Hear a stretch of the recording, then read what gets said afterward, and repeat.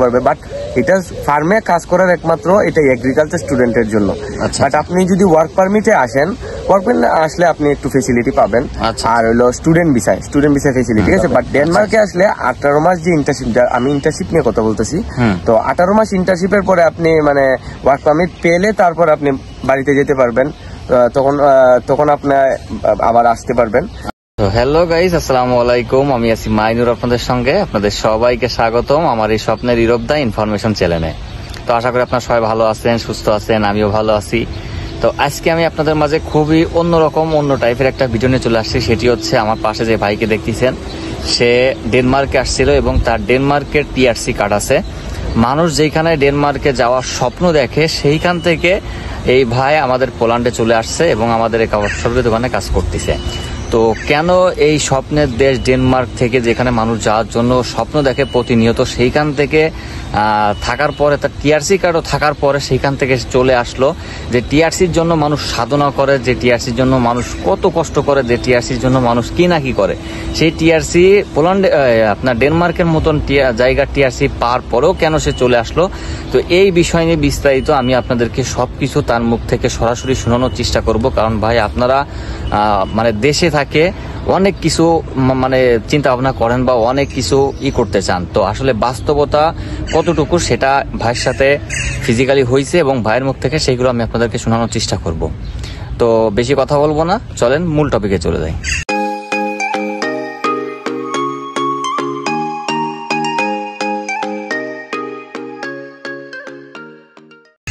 তো ভাই আপনার নামটা যদি ফার্স্ট একটু বলতেন। আমার নাম সুপ্রিয় পাল। আপনার বাসা? বাসা সিলেটে। বাসা সিলেট। সিলেট কোন এলাকায়? সিলেটের অনেক মানে দর্শক আছে আমার। সিলেট কোন জায়গা? সিলেট মেন সদরে। মেন সদরে, আচ্ছা আচ্ছা। তো আপনি মানে এই যে ডেনমার্কে যাওয়ার চিন্তা ভাবনাটা কেন হলো? মানে ফার্স্টে যে ইউরোপে আসার চিন্তা ভাবনাটা নাকি মানে মানে ইউরোপে আসার চিন্তা ভাবনাটা কিভাবে হলো, আর ডেনমার্কে আসার চিন্তা ভাবনাটা কেন হলো? আসলে আমি এগ্রিকালচারে পড়াশোনা করছি, তো এগ্রিকালচার থেকে একটা সুযোগ দিয়েছে যে এগ্রিকালচারে ফার্মে নাকি জব পাওয়া যায়। তো ওইখানে বড় ভাই অনেক আছে ডেনমার্কে, তো তারা ওইখান থেকে নিয়ে আসে আর কি সবকিছু। সেমিস্টারের 8 সেমিস্টার পর্যন্ত সার্টিফিকেট দেওয়া লাগে, 7 সেমিস্টার পর্যন্ত। তো 8 সেমিস্টার আমাদের হলো ইন্টার্নশিপ। তো ডেনমার্কে একটা সুযোগ দিছে 18 মাসের ইন্টার্নশিপ স্টুডেন্ট। তো ওইখানে আমি একটা পেজ দেখি ভাইয়ের, তো ভাইয়ের পেজ দেখে আমি ভাইয়ের রিপ্লাই করি যে ভাই আমি তো ডেনমার্কে আসতে চাই, তো কিভাবে প্রসেস করব। তো উনি বলছেন যে 7ম সেমিস্টার পর্যন্ত তুমি মার্কশিট জমা দাও, আর 8 সেমিস্টার তোমার তো রানিং না, তো তুমি আসতে পারবা। তো ওইখান থেকে আমার চিন্তা ভাবনা শুরু যে আমি ডেনমার্ক আসবো। তো 18 কত সালে? এটা 2020 সালে। 20 সালে, আচ্ছা আচ্ছা। তো তখন আমি প্রায় 1.5 বছর ওয়েট করি। তো 1.5 বছর ওয়েট করার পরে উনি বলছেন যে আমার নাকি হবে না। তো আমি চিন্তাধারা প্রথমে বাদ দিয়ে দিছিলাম, আমার আর ইউরোপ যাওয়া হবে না। মনটা ভেঙে গেছিল। হ্যাঁ, মনটা ভেঙে গেছিল। তখন আমার ফ্রেন্ডের আরেকজন বড় ভাই আছে, তো উনিও আবার ডেনমার্কে আনেন স্টুডেন্ট। তো ফ্রেন্ডের সাহায্যে আমি বড় ভাইয়ের সাথে যোগাযোগ করি, বলতে যে আসতে পারবা, আমি মেবি তোমাকে 1 মাসের ভিতরে অফার লেটার দিয়ে দিব। তো তখন আসলে আমার তো আশা নাই যে হবে কিনা। তো এরপরও আমি 1 মাস ওয়েট করি, দেখা যাইতেছে যে 1 মাস 15 দিনের মাথায় আমার অফার লেটার চলে আসে। তো তখন চিন্তা করলাম যে না, মেবি হয়ে যাবে এটা। তো দেখলাম যে প্রায় আমার বিএসএফ এর SMS আসছে, তো কাগজপত্র জমা দেওয়ার জন্য। তো জমা দিলাম, সবকিছু সুন্দর মতোই হয়েছে। তো ভিসাও আসছে, ভিসা আসার পরে ডেনমার্ক আসছি। বাট ডেনমার্কে আসার পরে বুঝতে পারলাম যে কিছু ফার্ম আছে তারা ওয়ার্ক পারমিট দেয় না। মানে তখন কি হচ্ছে, স্টুডেন্ট ভিসা আসছেন নাকি ওয়ার্ক পারমিট? আমি স্টুডেন্ট প্লাস ওয়ার্ক পারমিট। এটা হলো আমাদের এগ্রিকালচারের একটা সুযোগ। এটা হলো 18 মাসে ইন্টার্নশিপের জন্য ডেনমার্কে আসা। 18 মাস পরে আপনি যদি ওয়ার্ক পারমিট পান, তখন আপনি আবার এখানে জব করতে পারবেন, যে কোনো কাজ করতে পারবেন। না, শুধু ফার্মে জব করতে পারবেন। আচ্ছা আচ্ছা। আমাদের এগ্রিকালচারের আর কি এটা নিয়ম। আচ্ছা আচ্ছা। তো আপনি আবার ফার্ম চেঞ্জও করতে পারবেন। আর যারা ডিরেক্টলি ওয়ার্ক পারমিট নিয়ে আসে তাদের হিসাবটা আলাদা। আচ্ছা, তাদের কোন জায়গায় ওয়ার্ক পারমিট আসছে এটা মূলত আর কি। আচ্ছা আচ্ছা। তো দেখা যাইতেছে যে এগ্রিকালচারে আসার পরে এগ্রিকালচার ছাড়া অন্য কোনো জব আপনি পাবেন না। মানে আপনি যে কাজে আসছেন এইটাই আপনার করতে হবে, অন্য কোনো কাজ আচ্ছা এইখানে যেরকম মনে করেন যে ইতালি বা ফ্রান্সে যাওয়ার পরে আপনার যখন ওই যে ইতালিতে আপনার কমিশন পায় বা হচ্ছে আপনার ওই যে আপনার এই ফ্রান্সে কেস মারার পরে একটা কাগজ পাওয়ার পরে আপনার ইরাক কন্টাকে যেরকম যেখানে সেখানে কাজ করতে পারে, তো এরকম সিস্টেম এরকম কোনো সিস্টেম নাই আপাতত। জানি না পরবর্তীতে কোন রুলস আসবে। আপনি যেখানে যাবেন ওইখানে আপনার ওয়ার্ক পারমিট বের করে ওইখানে কাজ করতে হবে না? আমাদের প্রথমেই ওয়ার্ক পারমিট দিয়ে দেয় তারা 18 মাসের জন্য। তখন 18 মাস শেষ হবে, তখন মালিক যদি তোমার কাজে সন্তুষ্ট থাকে তখন তোমাকে ওয়ার্ক পারমিট দিবে। বাট আমাদের একটা রুলস আছে বাংলাদেশে যে 18 মাসের ইন্টার্নশিপ স্টুডেন্টে যারা আসবে তাদের একটা স্যালারি নির্ধারণ থাকে 18 মাস পরে যে স্যালারিটা। তো ফার্স্ট অফ অল যখন ডেনমার্কে আসবে একটা স্টুডেন্ট ইন্টার্নশিপ প্রোগ্রামে, তখন তার বেসিক স্যালারি থাকবে 12,351 ক্রুনা। করোনা বললে তো অনেকে বুঝবে না, হয় বাংলা টাকা বলে নাইলে ইউরো বলে। 1,80,000 টাকার মতো, 1,80,000 টাকার মতো ফার্স্ট স্যালারি। আচ্ছা, তো ওইখান থেকে আপনি বাসা ভাড়া দিতে হবে 60,000 টাকা, 45,000 টাকার মতো। আবার ট্যাক্স ওখান থেকে বাংলা টাকায় যাবে 60,000 টাকার মতো। ট্যাক্স মালিক দিবে না? নো। আচ্ছা আচ্ছা আচ্ছা। তো খাওয়া দাওয়া নিজের, ঠিক আছে। তো সব মিলিয়ে প্রায় 80,000 সামথিং। মানে আপনি 1,80,000 টাকা পাচ্ছেন, কিন্তু 1 লাখ আপনার খরচ যাচ্ছে, 80,000 টাকা থাকছে। তো এতটুক ফার্মে, কিন্তু গরুর ফার্মে অনেক কষ্ট থাকে। তো বিভিন্ন ধরনের কাজ থাকে। অনেকের আবার অনেক ফার্মে থাকে 2 শিফটে কাম। আবার আমাদের এখানে ছিল 1 শিফটে। যখন যাব তখন আবার 8 ঘন্টা, তো অনেকে যায় আবার 4 ঘন্টা 4 ঘন্টা। আচ্ছা, আপনার বেতনটা কি মাসিক ছিল না ঘন্টায় ছিল? না, আমার মাসিক ছিল। মাসিক ছিল। আচ্ছা, এইখানে আপনি মানে কিসের ফার্মে কাজ করতে? গরুর ফার্মে না ভেড়া ফার্মে? গরুর ফার্ম, মিল্কিং ফার্ম। তো মানে আপনি দুধ করতেন নাকি? এখানে মিল্কিং ফার্ম বলতে যারা জানে না তারা ইউটিউবে সার্চ দিলেই ওইটা পাওয়া যাবে আর কি। আচ্ছা আচ্ছা আচ্ছা, বুঝতে পারছি। তো এই যে আপনার ওইখানে কতদিনের মতন ছিলেন আপনি? 4 মাস। আপনার টিআরসি পাইছেন কতদিন পরে? 2 মাস। 2 মাস। তো এই যে টিআরসিটা আপনি পাইলেন, এই টিআরসি দিয়ে কি আপনি অন্য কোথাও কাজ করতে পারতেন না? না। আচ্ছা আচ্ছা। তো এখন পোল্যান্ডে আসার চিন্তা ভাবনাটা কেন হলো, বা পোল্যান্ডে কেন আসলেন? আসলে বিভিন্ন জায়গায় বিভিন্ন ধরনের প্রবলেম থাকে। তো আমি যে ফার্মে ছিলাম ওই ফার্মে কিছু প্রবলেম ছিল, যখন বাসায় ইউক্রেনি কিছু মানুষ ছিল। তো ম্যাক্সিমাম টাইমেই দেখা যায় যে বিভিন্ন বাইরের কান্ট্রির কিছু মানুষ থাকলে ওরা মানে ভালো টাইপের হয় না। আচ্ছা আচ্ছা। তো আমি ওইখানে একজন বাঙালি ছিলাম।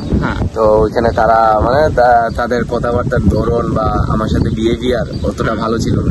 তো ম্যানেজারও ছিল ইউক্রেনের। তো ম্যানেজারও তেমন একটা মানে কথাবার্তার ধরন ভালো ছিল না। তখন চিন্তা করলাম যে, আর মেইন টপিকটা হলো যে আমাদের যে ফার্ম, কিছু ডেনমার্কে ফার্ম আছে, তারা ওয়ার্ক পারমিট দেয় না, তারা শুধু ইন্টার্নশিপ স্টুডেন্ট আনে। কারণ ইন্টার্নশিপ স্টুডেন্টের বেসিক স্যালারি থাকে 12,000 টাকা, কিন্তু ওয়ার্ক পারমিট আসলে তখন ওই জায়গায় এটা 30,000, মানে 30,000 কোনা বাংলা টাকায় প্রায় 4 লাখের মতো, ঠিক আছে। তো এখানে দেখা যাইতেছে যে কিছু মালিক আছে তারা ওয়ার্ক পারমিট দেয় না, তো ইন্টার্নশিপ স্টুডেন্ট এনে তাদের কাম শেষ করে দেয়। মানে তার কাজ হয়ে যাচ্ছে, তার টাকাটাও কম লাগতেছে। ওই জন্য তো আমিও যে জায়গায় আসছি ওই জায়গায় ফার্মের সেম সিস্টেম, তারা শুধু ইন্টার্নশিপ স্টুডেন্ট আনে। কারণ আমি যখন আসছি আমাকে যে মানে কাজ শিখাইছে ও আমার থেকে মানে অনেক বেশি ভালো কাজ জানে। তো ওর প্রায় আগস্টে শেষ, তার ওয়ার্ক পারমিট ক্যান্সেল হয়ে যাবে, তাকে ওয়ার্ক পারমিট দেয় নাই। তো আমাকে তো ইম্পসিবল।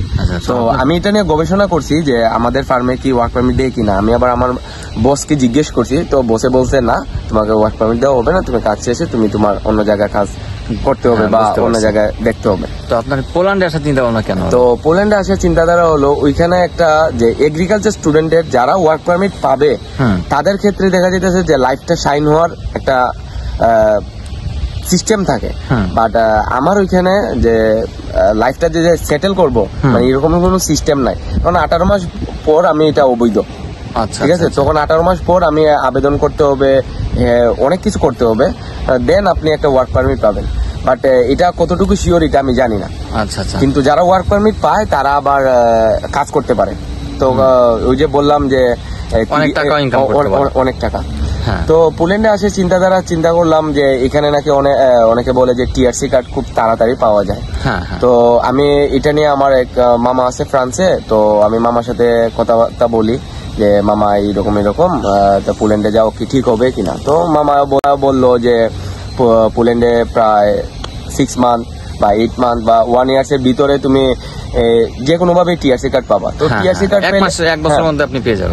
টিআরসি কার্ড পেলে দেখা যাচ্ছে যে আমি টিআরসি কার্ড পেলে আমি আমার দেশে যেতে পারবো। অবশ্যই। আমার যদি বসে এখানের বসে যদি আমাকে ছুটি দেয়, পোল্যান্ডের একটা নিম্নতম ছুটি আছে 3 মাস, আপনি চাইলে 1 মাসেরও নিতে পারেন, 2 মাসেরও নিতে পারেন। তো দেখা যাইতেছে যে আমি 1 মাস বা 2 মাস টিআরসি কার্ড পাওয়ার পর আমি দেশে যেতে পারবো, ফ্যামিলির সাথে দেখা সাক্ষাৎ করে আসতে পারবো, আবার ওইখানে আসতে পারবো, আবার ওয়ার্ক পারমিট পাবো, আবার কাজ করতে পারবো। তো দেখা যাইতেছে যে লাইফটা এখানে পোল্যান্ডে একটু শাইন করতে পারবো। আচ্ছা আচ্ছা। তো মানে এগ্রিকালচার থেকে আইসা ডেনমার্ক আইসা যদি ওয়ার্ক পারমিট না পায় তাহলে আমি মনে করি যে মানে পোল্যান্ডে আসাটা ভালো, কারণ পোল্যান্ডে আসলে এখানে অনেক ফেসিলিটি আছে।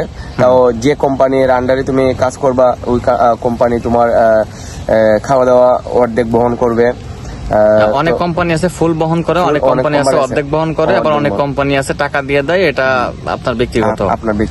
অনেকে আছে মালিক একসাথে থাকে, যাদের ছোটখাটো একটা দুটো দোকান তারা মালিক একসাথে থাকে, মালিকও যেটা খায় কর্মচারীও সেটা খায়, এরকম সিস্টেম আর কি। তো যেহেতু এখানে আপনার থাকা ফ্রি, থাকা ফ্রি, খানাও ফ্রি, আর তারপর আপনার কাগজপাতি ডকুমেন্ট সবকিছুই।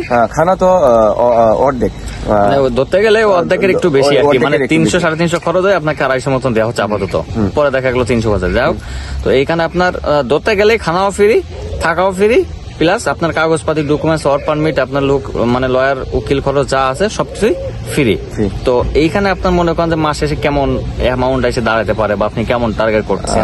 আসলে আমি তো এখনো জানি না, ফার্স্ট টাইম আইসা কাজ জয়েন করছি, তো দেখা যাক মাস শেষে কত টাকা থাকে। আপনি যেখানে আছেন, যাদের সাথে আছেন, সেখানেও তো অনেক নতুন আছে বা অনেক মোটামুটি পুরনো আছে বা অনেক পুরনো আছে, তাদের থেকে আপনার কি মনে হচ্ছে? আমি আসলে যখন ফার্স্টে পোল্যান্ডে আসার চিন্তা ভাবনা করছি, যখন ভাইয়ের সাথে কথা বলি যার আন্ডারে আমি আসছি এখানে, তো ভাইয়া বলছে যে সবকিছু মিলিয়ে প্রায় 1-এর উপরে থাকবে যে কোনো ভাবে। আচ্ছা, ঠিক আছে, আপনি যদি এটা হলো আপনার খরচের উপরে নির্ভর, কারণ অনেক মানুষ আছে যে কম খাওয়া দাওয়া করে বা একটু চিপ রেটে খাওয়া দাওয়া করে, আবার অনেকে আছে যে টাকা একটু বেশি খরচ করে।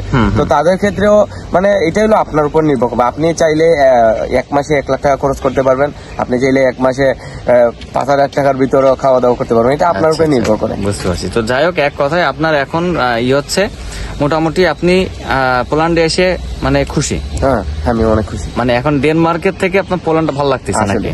কারণ আমি ডেনমার্কে যে জায়গায় ছিলাম ওই জায়গায় একটা গ্রাম সিটি, মানে গ্রাম টাইপের আর কি। তো ওইখানে আমি আসলে বৃষ্টি বাড়ির উপরে কোনো বাড়ি দেখি নাই। তো আমার এখান থেকে আবার সিটি প্রায় 15 কিলোমিটার দূরে।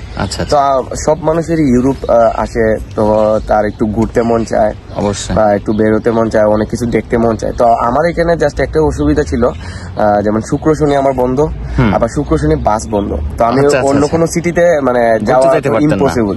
ঠিক আছে, তো ওই কথা ভাবে চিন্তা কইরা আমি দেখলাম যে পোল্যান্ড এটা আল্লাহ কি ভালো আর কি।